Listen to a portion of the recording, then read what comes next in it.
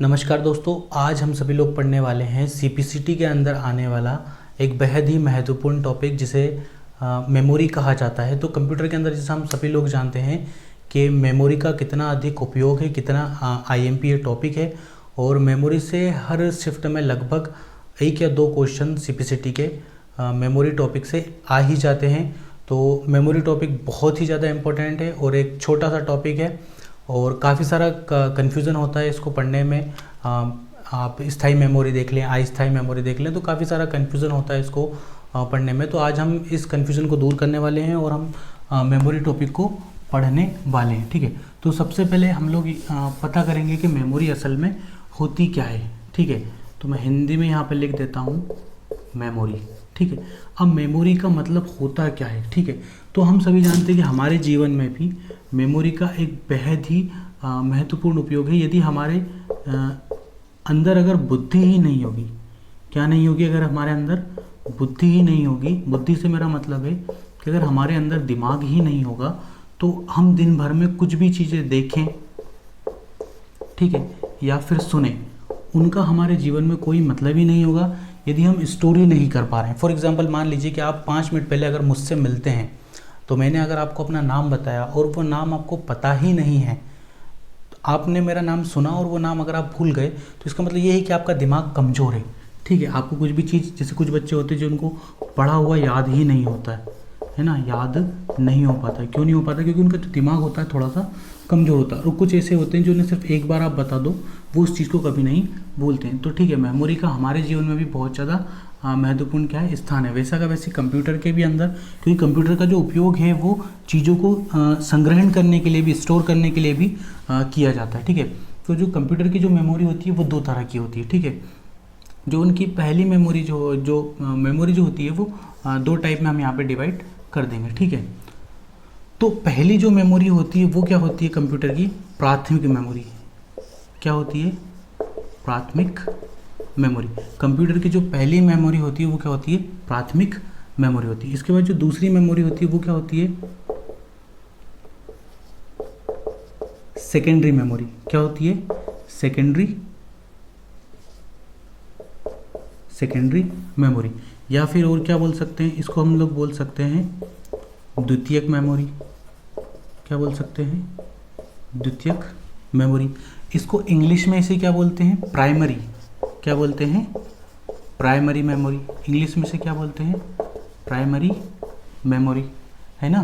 Primary memory और secondary memory, प्राथमिक memory या फिर द्वितीयक मेमोरी, दोनों एक ही बात है। ठीक है, अब क्या होता है कि प्राइमरी मेमोरी के अंदर कौन सी चीज़ आती है ना, और उसके बाद सेकेंडरी मेमोरी के अंदर कौन कौन सी चीज़ें आती हैं। ठीक है, तो जो हमारी प्राइमरी मेमोरी होती है, प्राइमरी मेमोरी के अंदर हमारी जो मेमोरियाँ डिवाइड होती हैं वो दो तरह से होती हैं। वो किस तरह से होंगी? दो तरह से होती है। एक जो है वो बढ़ती है हमारी काय में, रैम में, और जो दूसरी हमारी जो डिवाइड होती है वो काय में होती है? रोम में। एक होती है रैम में और दूसरी क्या होती है? रोम में। सीपीसीटी में कई बार सिंपल से क्वेश्चन यहीं से बन जाते हैं कि इनका फुल फॉर्म क्या है, फुल फॉर्म क्या है। ठीक है, इसका और इसका फुल फॉर्म क्या है। बेसिक सा क्वेश्चन सीपीसीटी के अंदर यहीं से बन जाता है कि इसका और इसका फुल फॉर्म क्या है। ठीक है, फिर जो बात आएगी हमारी सेकेंडरी मेमोरी की कि कंप्यूटर में जब कई बार ज़्यादा डाटा होता है, बहुत ज़्यादा डाटा होता है और उसको स्टोर करने के लिए हमें अतिरिक्त बुद्धि, अतिरिक्त संग्रहण क्षमता की जब आवश्यकता होती है तो हम लोग सेकेंडरी मेमोरी का यूज़ कर लेते हैं। ठीक है, सेकेंडरी मेमोरी का हम यहाँ पे यूज़ कर लेते हैं। तो इसके अंदर बहुत सारी चीज़ें हमारी आती हैं, जैसे कि फॉर एग्जांपल सीडी आ जाएगी, दूसरा डीवीडी आ जाएगी, तीसरा मैग्नेटिक टेप आ जाएगा, मैग्नेटिक टेप आ जाएगा। और क्या आ जाएगा हमारा? सभी ने नाम सुना होगा, पेन ड्राइव। सुना या नहीं सुना? पेन ड्राइव आ जाएगा। ठीक है, और क्या आ जाएगा हमारा? इसका नाम भी सभी ने सुना ही होगा, हार्ड डिस्क। हार्ड डिस्क भी हमारा क्या हो जाएगा? सेकेंडरी मेमोरी में आ जाएगा। तो एक हमारी हो जाएगी प्राइमरी मेमोरी के अंदर रैम और दूसरा क्या हो जाएगा? रोम। और जो सेकेंडरी मेमोरी है उसके अंदर ये सारी चीज़ें हमारी आ जाएंगे। ठीक है, अब जो रैम होता है, तो रैम का मैंने आपको बताया जैसे कि इनका अभी फुल फॉर्म आ जाता है, तो इनका फुल फॉर्म आप यहाँ पे लिख लीजिए। इसका जो फुल फॉर्म होता है वो क्या होता है, रैंडम एक्सेस मेमोरी। क्या होता है, रैंडम एक्सेस मेमोरी। रोम का क्या हो जाएगा हमारा, रीड ओनली मेमोरी। क्या हो जाएगा, रीड ओनली मेमोरी। और इसका क्या हो जाएगा, रैंडम एक्सेस मेमोरी। अब जो रैंडम एक्सेस मेमोरी होती है, इसको किस तरह की मेमोरी भी कहा जाता है, अस्थायी। और इसको किस तरह की मेमोरी कहा जाता है, स्थायी। अस्थायी और स्थायी से क्या तात्पर्य है, देखो अस्थायी से हमारा जो तात्पर्य है, जैसे फॉर एग्जांपल हम लोग अभी MS वर्ड पे हम लोग काम कर रहे हैं। अब MS वर्ड पे हमने कोई सा अपना अच्छा सा लेटर टाइप कर लिया, अगर उस लेटर को टाइप करते वक्त, जबकि हमने उसे सेव नहीं किया है, उसको टाइप करते वक्त अगर लाइट चली जाती है, तो हमारा जो लेटर है, जो हमारा डॉक्यूमेंट है, वो ख़त्म हो जाएगा। फिर जैसे लाइट आएगी, हम कंप्यूटर चालू करेंगे, तो वो जो लेटर हमने टाइप किया था वो हमें नहीं मिलेगा। क्यों नहीं मिलेगा, क्योंकि उस समय वो किस मेमोरी के अंदर होता है, हमारा रैम के अंदर होता है। किस मेमोरी के अंदर होता है, हमारा रैम के अंदर होता है। फिर उसके बाद अगर हम लोग बात करेंगे, अगर हमने उस लेटर को, अगर उस डॉक्यूमेंट को हमने सेव कर दिया, तो उसके बाद वो हमें मिल जाएगा, यानी कि वो किसके अंदर चला गया, हमारा रोम के अंदर चला गया, यानी कि वो हमारा स्थायी डॉक्यूमेंट हो गया। ठीक है, आगे बात समझ में। तो ये हमारी क्या हो जाएगी, रैम, और ये हमारी क्या हो जाएगी, रोम। ठीक है, उसके अलावा पहले हम इन दोनों को क्लियर कर लेते हैं। ये हो जाएगी हमारी अस्थायी मेमोरी, यानी कि बिजली जाने के बाद यदि हमारा कोई सा डॉक्यूमेंट, कोई सी चीज़ अगर नष्ट हो जाती है, तो वो कौन सी मेमोरी में आ जाएगा, हमारा अस्थायी में। और अगर बिजली जाने के बाद भी अगर वो चीज़ हमारी सेव है, तो वो काय में जाएगी, हमारी स्थायी मेमोरी में आ जाएगी। तो ये थी हमारी रैम और रोम, ये हमारी प्राइमरी मेमोरियाँ हैं, है ना। कंफ्यूज नहीं होना है। कई बार लोग क्या करते हैं कि इसको प्राइमरी मेमोरी और इसको सेकेंडरी मेमोरी, ये क्या हो जाएगी हमारी प्राइमरी मेमोरी और ये क्या हो जाएगी हमारी सेकेंडरी। ऐसा नहीं है, ये दोनों ही क्या होंगी, हमारी प्राइमरी मेमोरी होंगी। दोनों ही रैम और रोम दोनों ही क्या होंगी, हमारी प्राइमरी मेमोरियाँ होंगी। ठीक है, प्राइमरी मेमोरी होंगी रैम और रोम। सेकेंडरी मेमोरी वाला जो टॉपिक है वो ये है, इसको अभी हम लोग कवर करेंगे। पहले हम लोग रैम और रोम के बारे में अच्छे से जान लेते हैं। ठीक है, तो अब हम लोग पढ़ने वाले हैं रैम और रोम के अंदर जो विभाजित होती हैं दोनों मेमोरियाँ ये आपस में। ठीक है, अभी जैसा कि हम लोग पढ़ चुके हैं कि जो रैम होती है वो किस तरह की मेमोरी होती है, एक हमारी अस्थायी मेमोरी होती है। किस तरह की मेमोरी होती है, हमारी अस्थायी मेमोरी होती है, यानी कि इसके अंदर जो डेटा होता है वो बिजली जाने पे गायब हो जाता है, जबकि जो रोम के अंदर जो डाटा होता है वो बिजली जाने पे गायब नहीं होता है। जैसा कि इसके नाम से ही स्पष्ट है, इसका जो फुल फॉर्म है वो क्या है, रीड ओनली मेमोरी, यानी कि इसके अंदर जो डाटा एक बार संग्रहित किया जाता है उसको सिर्फ आप पढ़ सकते हैं, उसको सिर्फ आप क्या कर सकते हैं, पढ़ सकते हैं। क्लियर कट लिखा हुआ है, क्या लिखा हुआ है, रीड ओनली। रीड का मतलब होता है पढ़ना, ओनली का मतलब होता है सिर्फ, यानी कि आप उसे क्या कर सकते हैं, सिर्फ पढ़ सकते हैं। क्वेश्चन आता है कि बर्निंग डाटा किस मेमोरी में डाला जाता है, तो वो किस में डाला जाता है, इसमें डाला जाता है। ठीक है, यानी कि जला के डाटा को सेव इसके अंदर किया जाता है। अब हम आ जाते हैं रैंडम का मतलब क्या होता है, अचानक। रैंडम का क्या मतलब होता है, अचानक होता है, या फिर हो जाता है अपरिचित हो जाता है, या फिर होता है त्वरित होता है, सिर्फ, है ना। यानी कि कुछ क्षण भर की ये क्या होती है, मेमोरी हमारी होती है। तो ये कितने पार्टों में डिवाइड हो जाती है, हमारे दो पार्टों में। एक क्या हो जाएगी हमारी डायनामिक रैम और दूसरी क्या हो जाएगी हमारी स्टैटिक रैम। तो जो डायनामिक रैम जो होती है, ध्यान से सुनना, जो डायनामिक जो रैम होती है इसको बार बार क्या करने की आवश्यकता होती है, बार बार रिफ्रेश करने की आवश्यकता होती है। क्या करने की आवश्यकता होती है, बार बार रिफ्रेश करने की आवश्यकता होती है। और स्टैटिक रैम की तुलना में ये क्या होती है, थोड़ी सी धीमी होती है। क्या होती है, थोड़ी सी धीमी होती है। ठीक है, उसके बाद हम लोग आ जाएंगे काय पे, स्टैटिक रैम पे। काय पे जाएंगे, स्टैटिक रैम पे। जी हाँ, तो स्टैटिक रैम में क्या हो जाएगा कि इसको बार बार आपको रिफ्रेश करने की आवश्यकता नहीं होती है। और दूसरा पॉइंट हमें क्या मिलेगा पहले से ही, कि डायनामिक रैम की तुलना में स्टैटिक रैम की जो क्षमता होती है वो थोड़ी सी तेज होती है, थोड़ी सी ज़्यादा होती है। चलिए ठीक है, रोम पे जाइए। रोम का भी हमने बताया कि क्या है इसका full form, read only memory, यानी कि आप इसे सिर्फ क्या कर सकते हैं, पढ़ सकते हैं। ठीक है, ये 3 पार्टों में डिवाइड होती है, इसके अलावा 2 पार्ट और भी है, पर वो इतनी ज़्यादा हमारे लिए इंपॉर्टेंट नहीं है। ठीक है, इतनी ज़्यादा हमारे लिए इंपॉर्टेंट नहीं है। जो IMP हम सिर्फ वही पढ़ रहे हैं। ठीक है, तो ये क्या हो जाएगा, पहला जो इसका पार्ट है पी रोम, क्या हो जाएगा पी रोम, फुल फॉर्म लिख लीजिए आराम से। ये क्या हो जाएगी हमारी प्रोग्रामेबल रीड ओनली मेमोरी, क्या हो जाएगी ये हमारी प्रोग्रामेबल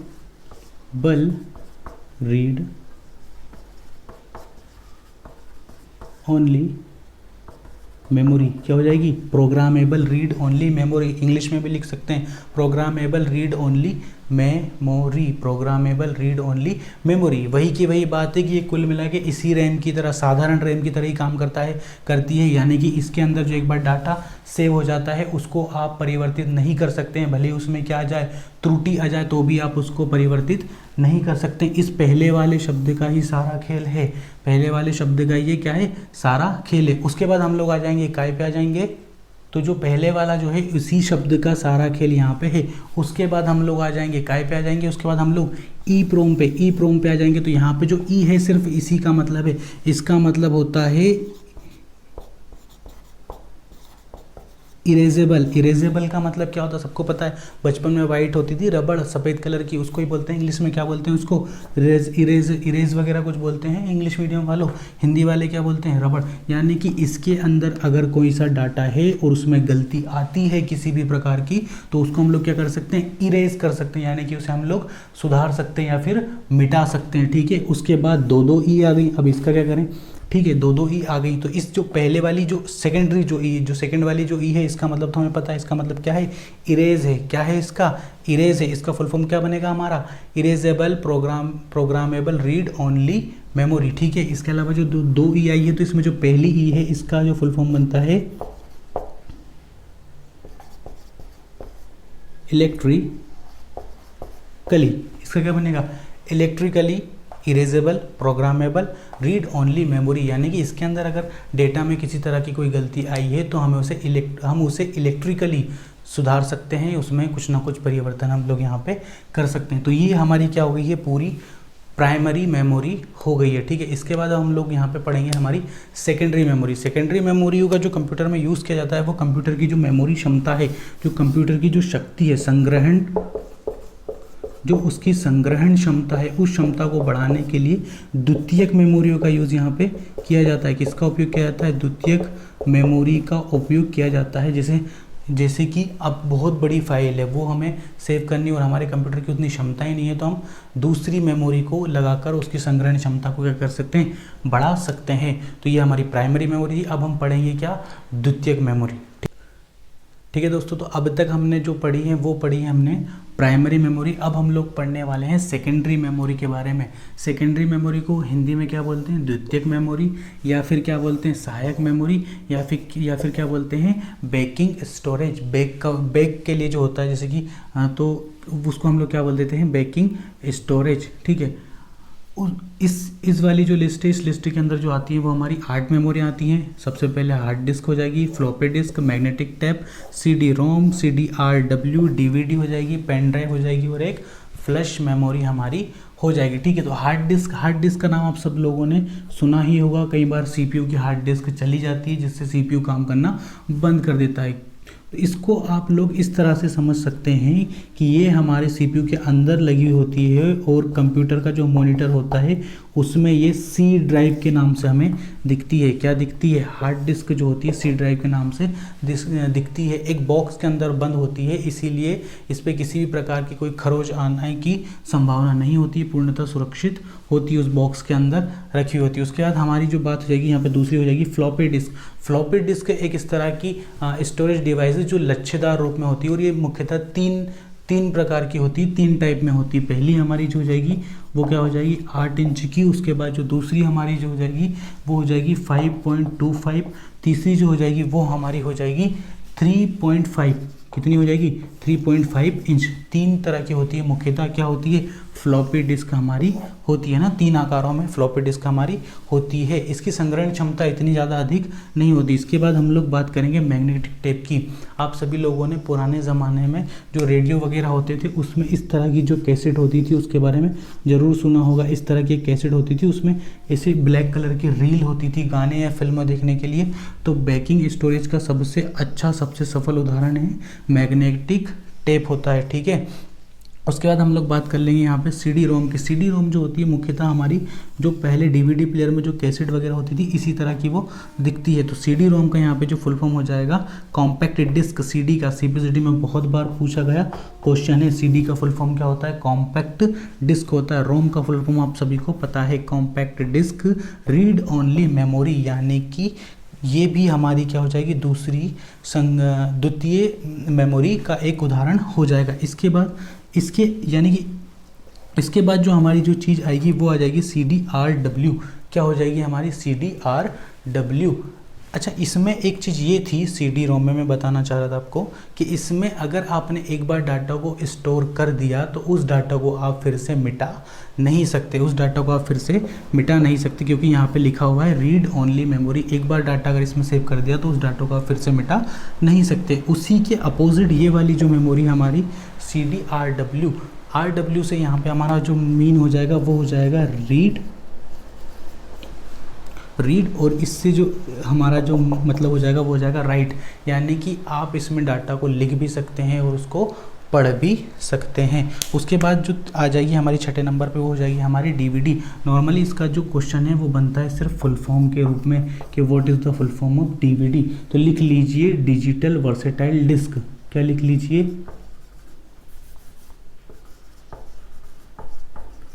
डिजिटल वर्सेटाइल डिस्क। क्या हो जाएगा, डिजिटल वर्सेटाइल डिस्क। या फिर एक और भी होता है इसका जो एक और फुल फॉर्म होता है वो क्या होता है, इसका DVD का एक और जो फुल फॉर्म होता है वो होता है हमारा डिजिटल वीडियो डिस्क। DVD का जो एक और फुल फॉर्म होता है वो हमारा क्या हो जाता है, डिजिटल वीडियो डिस्क हो जाता है, ठीक है। CD प्लेयर में गाने मूवी देखने के लिए इसका उपयोग किया था। उसके बाद जो है वो हमारी आ जाएगी क्या, पेन ड्राइव आ जाएगी। पेन ड्राइव नॉर्मली आप सभी लोगों ने देखा है, जो USB पोर्ट होता है हमारा CPU का, उस USB पोर्ट के अंदर हम पेन ड्राइव का यूज़ करते हैं। पेन ड्राइव का यूज़ हम करते हैं और इसमें हम डाटा को ले भी सकते हैं, मिटा भी सकते हैं। इसके माध्यम से CPU में डाटा दे भी सकते हैं। किसके माध्यम से, पेन ड्राइव के माध्यम से। मैंने आपको अभी जब रोम पढ़ाया था, रोम में मैंने आपको एक चीज़ बताई थी, क्या बताई थी, EEPROM, electrically erasable programmable read only memory. तो जो ये हमारी जो पेन ड्राइव है वो काय का एक उदाहरण हो जाएगा, EEPROM का उदाहरण हो जाएगा, यानी कि इसके डाटा को आप इलेक्ट्रिकली मिटा भी सकते हैं। उसके बाद जो हमारी है वो आ जाएगी क्या, फ्लैश मेमोरी। फ्लैश मेमोरी होती है, छोटी सी मेमोरी होती है, इसकी संग्रहण क्षमता ज़्यादा अधिक नहीं होती है। फ्लैश मेमोरी हमारी यहाँ पे 8वीं हो जाएगी। तो ये थी हमारी प्राथमिक और द्वितीयक मेमोरी, ठीक है। इसके अलावा कुछ IMP मेमोरियाँ हैं, जैसे कि हमारी कैशे मेमोरी। अभी कैशे मेमोरी बच गई है, ठीक है। रजिस्टर क्या होता है, किस मेमोरी की कौन सी मेमोरी सबसे तेज़ होती है, कौन सी मेमोरी सबसे धीरे होती है, ये सारी चीज़ें भी अभी हम देखेंगे। तो अभी तक हमने पढ़ ली है यहाँ पे प्राइमरी मेमोरी और सेकेंडरी दोनों मेमोरी हमने पढ़ ली हैं। ये होती है कैशे मेमोरी। अब जो कैशे मेमोरी होती है ये एक बहुत ही ज़्यादा IMP है और इससे क्वेश्चन CPCT में बनते भी हैं नॉर्मली। तो जो कैशे मेमोरी होती है इसका मुख्य कार्य क्या होता है, तो क्या होता है कि जब मेन मेमोरी से कोई चीज़ CPU में जाती है या CPU से कोई चीज़ मेन मेमोरी में आती है तो उसकी जो स्पीड होती है वो क्या हो जाती है, थोड़ी सी कम हो जाती है। उस स्पीड को बढ़ाने के लिए किसका उपयोग किया जाता है, यहाँ पे कैशे मेमोरी का उपयोग किया जाता है, ठीक है। तो ये कुछ IMP क्वेश्चंस हैं जो सीधे हमारे बन जाते हैं, जैसे कि सबसे ज़्यादा स्पीड किस मेमोरी की होती है, तो किसकी होती है, रजिस्टर्ड मेमोरी की होती है। अब रजिस्टर मेमोरी क्या होती है, जो रजिस्टर मेमोरी होती है वो प्रोग्रामिंग के दौरान ही उत्पन्न होती है और सबसे ज़्यादा जो इसकी स्पीड होती है मेमोरियों में वो किसकी होती है, सबसे ज़्यादा स्पीड रजिस्टर मेमोरी की होती है। सबसे कम जो मेमोरी स्पीड होती है वो किसकी होती है, हमारी सेकेंडरी मेमोरी। सेकेंडरी मेमोरी से तात्पर्य हमारा हार्ड डिस्क हो जाएगा, पेन ड्राइव हो जाएगा, CD रोम हो जाएगा, DVD हो जाएगा, फ्लैश मेमोरी हो जाएगा, है ना। तो सबसे कम जो मेमोरी स्पीड साइज़ की अगर हम लोग बात करें तो ठीक इसका अपोजिट हो जाएगा। देखिए स्पीड की बात करें तो रजिस्टर, ठीक है। साइज़ की बात करें तो सेकेंडरी मेमोरी, है ना।